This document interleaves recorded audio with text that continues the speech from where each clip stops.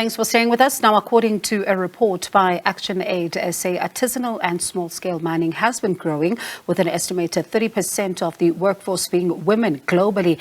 Now, this is often seen as a means to address the crisis some women face sometimes when they're heading households. But there are still some who believe that this is not a space nor industry for women. Let's now speak to Sifiso Dladla, who is mining and extractives lead at ActionAid South Africa. Thank you so much, Sifiso, for coming through.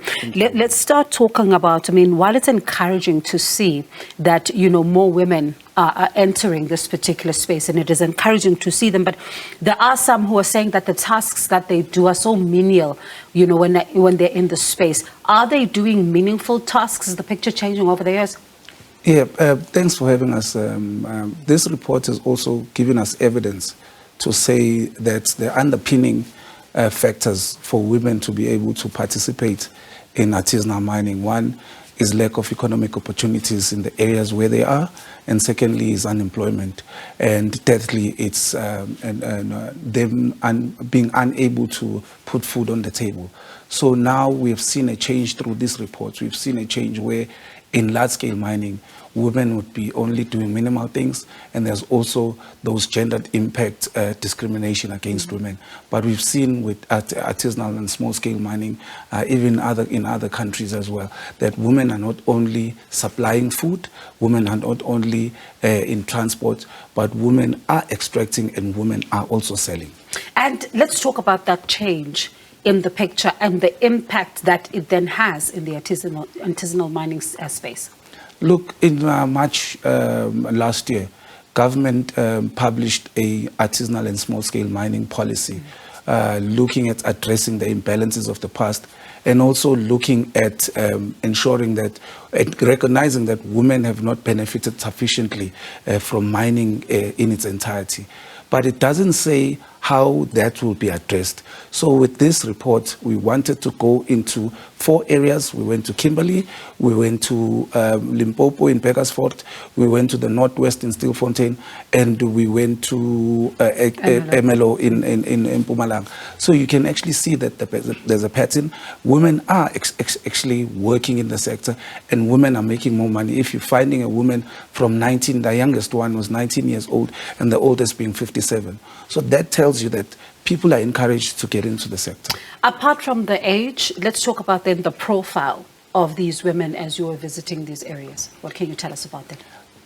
This is unlike the male-dominated areas where we've seen in the past, where artisanal mining has been in the news for all sorts of reasons. But with women, it's also there's that gap for women, because one, women are able to work peacefully in the areas, for example, in Pegarsfort, where you find a woman being able to, using a pick and a shovel, to be able to work for herself and be able to keep her stash ready for a buyer, even if it takes a week, but that stash will be there. Unlike in those violent, where I think we need to also stress out that artisanal small-scale mining, or Zamazamas, according to ActionAid and our partners, the Mining Affected Communities United in Action, the National Artisanal Small-Scale Miners, INAM, artisanal mining or Zamazamas are those people that are working just to put food on the table. They're not working to enrich themselves. Then there are those we refer to as mineral criminals, who have all these machines, who have everything, who are exploiting even those zamazamas on the ground because they want to enrich themselves within a week, within 2 weeks. So we're saying no. We need to put the legality in all of this, and we want to ensure that this is the reason why we are doing these researches, so that we can strategically advise government to say, government, this is what we are finding, and this is not the reality on the ground. This is the reality on the ground. And women in general in South Africa have never had opportunities, because a black woman in South Africa is the face of poverty. And when you talk about, some of what we are seeing unfold on the ground, we've seen, some of the gangs even operating in these particular spaces. How much of a concern was this? I know you say there's harmony, among women, but how much of a concern is it for them, given the fact that they're exposed in this industry? So this research further explores and explains that that's still one of the problems and or challenges within the sector, because one, there's police brutality and the safety of women, because sometimes you experience rape within the sector. But we're saying that in 2016, we adopted what we call the People's Mining Charter. Principle number 10 says, decriminalize, formalize, and regulate. All of those things can be addressed, because right now, Bongiwe, you know, they've been trying to close down illegal mining or zamazamas everywhere. But within a week or two, they are back there. So what does that mean? It means whatever you're doing doesn't have an impact. Now you need to change the way you do things in order to have different results. And the economy in South Africa is not lenient enough to be creating jobs. And these people here are creating jobs for themselves. They are making a living, and which is honest, and yet government is losing from that.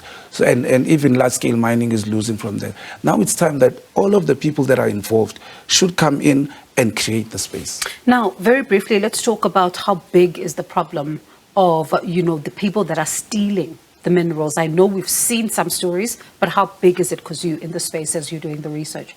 It's huge. It's scary. It's scary.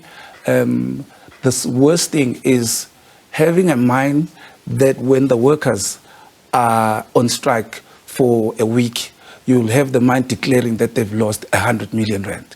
Yet there's someone on the doorstep of that mine, a community member, who lives on 10 rand a day. Mm-hmm. Where's the fairness in that? Where are the policies? Where are the legislations to create a balance in all of this, so that people are not enticed to go and steal? And if you find in areas like Mpumalanga, if you go to Mpumalanga, people are using the coal as subsistence to be able to cook as their form of energy. Yet they do it illegally, because once the law says it's illegal and legally, then there's a difference between right and wrong. So now poverty and hunger does not know any piece of legislation. And you can only imagine, Sifiso, what happens there. But I hope one day you'll take me with when you're conducting the research and we get to go visit the women, because, I'd really like to see them in action. But thank you so much for coming through. We do appreciate it. That was Sifiso Dladla, Mining and Extractives Lead at ActionAid South Africa. On the other side of the break, we'll bring you more on the weather. Of course, a lot of concern as we look to the Western Cape and the Eastern Cape about the situation that is unfolding there. Mdu is standing by.